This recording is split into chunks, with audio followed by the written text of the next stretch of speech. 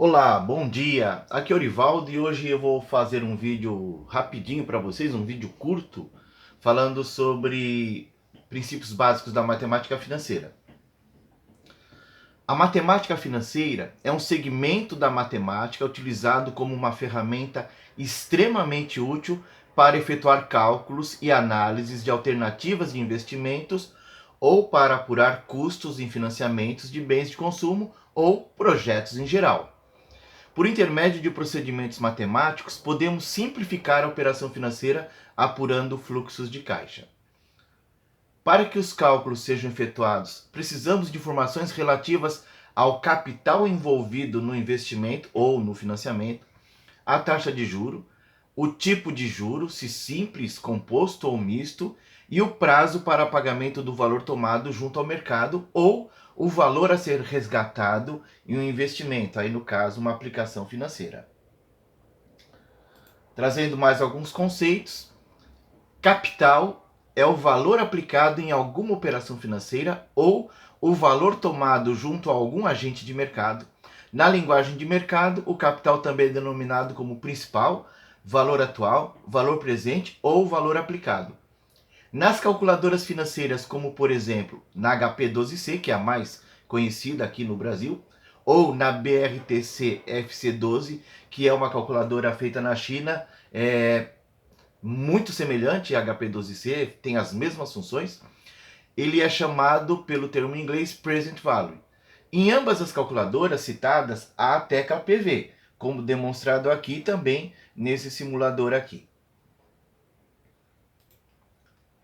Juros. Juros ou juro é o valor da remuneração do capital alocado em algum investimento.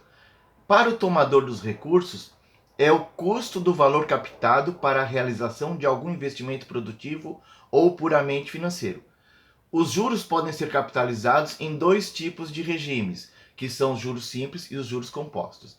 Nesse exemplo aqui, em que eu tenho 100 mil reais, somando esses 10 mil, eu tenho aí uma ideia de capital, 100 mil reais aplicado, com juros de 10% no período, eu teria 10 reais como ganho. Esse exemplo é um exemplo de juros simples, onde não há a acumulação de juros sobre juros. E para que serve os juros? Pensando no doador de recursos, pensando no banco que está financiando uma operação para você, pessoa física ou jurídica. Os juros não representam apenas a remuneração do capital colocado à disposição do tomador de recurso. Ele tem a função de cobrir os riscos e até mesmo o impacto da inflação no período de negociação. Então, os juros, eles cobrem o risco da operação, eles cobrem a inflação e sobra um spread. Ou seja, o banco, quando ele empresta dinheiro para alguém, não é um dinheiro dele, é um dinheiro que ele captou junto ao mercado. Por exemplo, vendendo um CDB, uma letra de câmbio, assim por diante. Então, vamos supor que eles pagam 12% ao ano e quando eles emprestam esse dinheiro para alguém, eles vão cobrar 20%, 30%. Essa grande diferença, ela é para cobrir o risco de inadimplências, cobrir a inflação do período e sobra, por fim, um spread. Esse spread final, tirando os riscos por perdas e a inflação, ele sim representa o ganho da instituição financeira. Mais alguns aspectos aí, né? Os juros simples, a capitalização é efetuada sobre o valor original aplicado ou emprestado, sem produzir o efeito de juros sobre juros. Alguns autores preferem dizer que nos juros simples não há capitalização. Os juros compostos, a capitalização é efetuada periodicamente, adicionando-se os juros ao valor de capital. Com isto, aí sim, nós temos o efeito do juros sobre juros. Se nós, por exemplo, fizéssemos uma operação de 200 mil reais com uma taxa de juros de 13,5% ao mês por 12 meses, nos juros simples, nós alcançaríamos 524 mil reais. E aí, nós temos como num gráfico a descrição de uma reta, porque o valor dos juros são exatamente iguais a cada mês. Se nós fôssemos fazer isso numa HP, Eu vou limpar a memória, né? Você teria aí 200 mil reais. Você dá Enter. Os juros são 13,5% ao mês, nesse exemplo, né? Um juros elevadíssimo, o que daria 27 mil. Bastaria você clicar em Enter e multiplicar por 12, já que os juros são iguais. Eu tenho 324 mil, mais os 200 mil originais aplicados. Então eu tenho aí 524 mil reais. Esse valor ele foi elevado exatamente pela alta taxa de juros. Agora, quando a gente fala dos juros compostos, pegando a ideia do mesmo valor de 200 mil reais, o mesmo período, 12 meses, e a mesma taxa de juros de 13,5%. Como é que a gente pode fazer isso na HP12C? Vamos limpar a memória, né? Então eu tenho aí, se você colocar, é um jeito que eu gosto de fazer, 13,5, Enter, 100, divide, deixa eu colocar com 4 casas, 1 mais. Então, neste padrão, eu consigo fazer a capitalização da taxa de juros num ano. Este representa os juros de um mês. Então, basta você depois clicar em 12 e elevar essa tecla y elevado a x. Ok?